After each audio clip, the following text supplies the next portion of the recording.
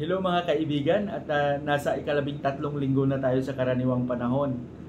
Napaka gandang balikan ang mga pangyayari sa ating buhay, lalong-lalo na sa buwan ng Hunyong ito na marami tayong nilagpasan ng mga pagsubok at napakabuti ng Panginoon. Parang kailan lang nagsimula ang buwan ng Hunyo at ngayon ay patapos na. Nasa katapusang araw na tayo sa buwan na ito. Maraming salamat sa Panginoon.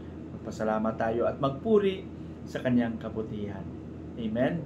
Narito na naman ang inyong lingkod, Father Bob, isang paring karimilitan.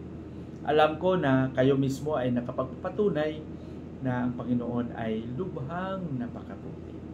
Sana sa ating pagninilay, pagsikapan natin ito na maging mabunga at pagsikap tayo na maging mabuti tayo palagi sa ating kapwa. Ang ating pagninilay sa linggong ito, ang ating Ebanghelyo ay ibabahagi sa atin ni San Marcos, Kapitulo 5, versikulo 21 hanggang 43. Dito ay isinalaysay yung isang pangyayari na kung saan si Jesus ay pinagaling niya yung isang babae na may sakit, dumudugo, nagkaroon siya ng hemorrhage. At abalang-abala ang pamilya at siyempre yung iniisip nila na mamatay at nangyari nga ito. Kaya nga sabi ni Jesus, huwag kayong matakot, natutulog lang siya. No? At kahit sa ganung sinabi ni Jesus, hindi maiwasan na nagkaroon pa rin ng mga pagkaalinlangan yung mga tao na nakarinig sa sinabi ni Jesus. Pero alam natin na mayroon naman ng iba na talagang naniwala na mabubuhay ang babaeng itong may sakit. Kaya nga sabi ni Jesus, talita kum, na ibig sabihin, bumangon ka. At ito ay isang pagpatunay na ang Panginoon ay mas makapangyarihan sa kung anuman ang mga nangyayari sa ating buhay. Magkasakit man tayo, anuman unos ang ating marating. At ito rin ay talagang paghahamon din sa atin na sana wag tayong maging bulag, maging bingi, maging pipi sa pangyayari sa ating lipunan. Kaya sabi niya, bumangon ka. Kasi yung taong sinasabihan na bumangon, ito yung taong buhay. Ang buhay na tao ay may kakayahan na bumangon. Ang taong hindi makabangon ay patay.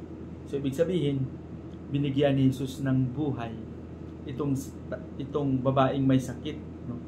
Mayroon siyang hemorrhage at ang sabi ng kanyang pamilya, patay na siya. Pero sabi ni Jesus, huwag matakot kasi siya ay natutulog. So kaya sinabihan sa bandang huli, sabi niya, bumangon ka. At bumangon naman. So ibig sabihin, tayong lahat ay hinahamon ni Jesus na bumangon. Tayong lahat ay hinahamon ni Jesus na magkaroon ng buhay. No? Kasi ang taong buhay, gaya ng sinabi ko, siya lang yung may kakayahang bumangon. At kung buhay tayo, ibig sabihin, masigla ang ating katawan. Ibig sabihin, mayroon tayong kakayahan na magpaabot ng ating tapat na paglilingkod sa bawat isa sa ating kapwa. Mayroon tayong kakayahan na maipaabot ang buhay ng presensya ng Panginoon sa bawat isa.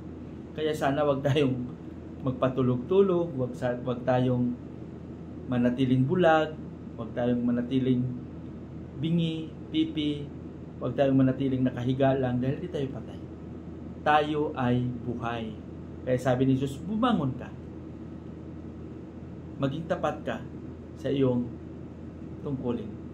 Ipahayag mo ang kabutihan ng Panginoon. Amen?